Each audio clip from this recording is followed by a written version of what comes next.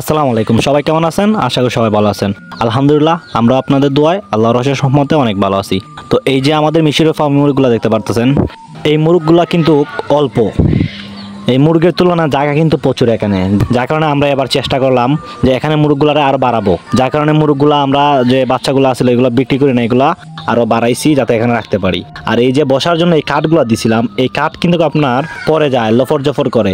ওইটার জন্য আমি চিন্তা করলাম যে না, এখন এমন কিছু করব যাতে করে মুরগগুলো এটার উপর বসলেও কোনো প্রবলেম না হয়, এটা পরে না যায়।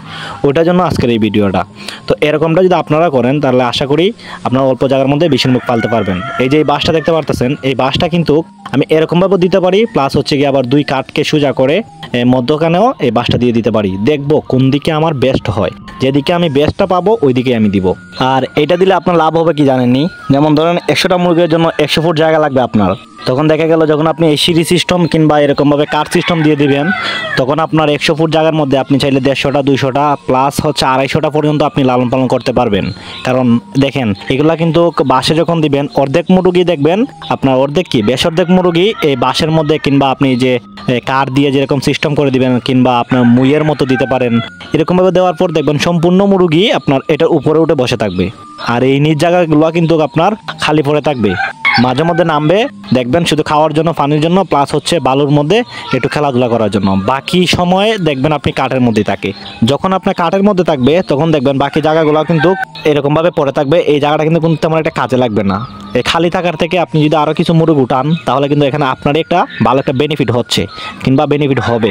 ওইটার জন্য আমি আপনাদেরকে বলতেছি যে এরকমভাবে আপনারা দেওয়ার চেষ্টা করবেন। দিলে পরে আপনারা 100টা মুরগের জায়গায় 200টা মুরগ লালন পালন করতে পারবেন অনায়াসে। তো এখন আপনারা দেখতে থাকেন আমি কিভাবে পুরাতন স্ট্যান্ডটাকে সুন্দর করে আবার তৈরি করি। তো এই যে ফাইনাল দেখতে পারতেছেন আমি কাজটা সম্পূর্ণ করে ফেলছি। এখন দেখতে কতটুকু সুন্দর লাগতেছে, ভালো লাগতেছে। এখানে মুরগ কিন্তু এখন অনায়াসে থাকতে পারবে। দেখেন অলরেডি একটা উঠে গেছে। আর এই যে বাঁশটা দিয়েছি, এই বাঁশটার মধ্যে কিন্তু কোনো ডিকা নাই, দুই সাইডে আছে, মাঝ জায়গায় কিন্তু প্রচুর লং।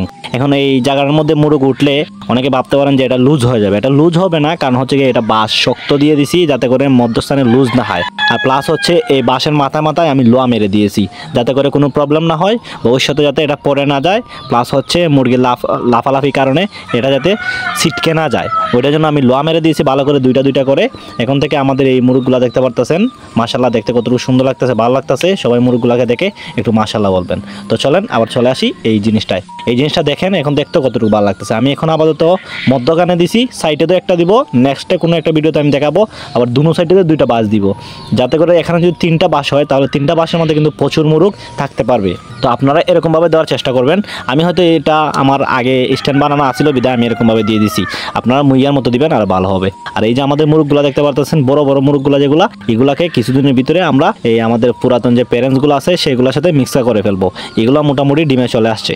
আর বাকি যেগুলো আছে ছোটো ছোটো এগুলো বিক্রি করে দিব। আপনারা নিতে চাইলে আমার স্ক্রিনে দেওয়া নাম্বারে যোগাযোগ করতে পারেন। তো আমার এই স্ট্যান্ডটাকে দেখতে কেমন হয়েছে সবাই একটু কমেন্টে বলে যাবেন। সবাই ভালো থাকবেন, সুস্থ থাকবেন। ধন্যবাদ সবাইকে। আসসালামু আলাইকুম।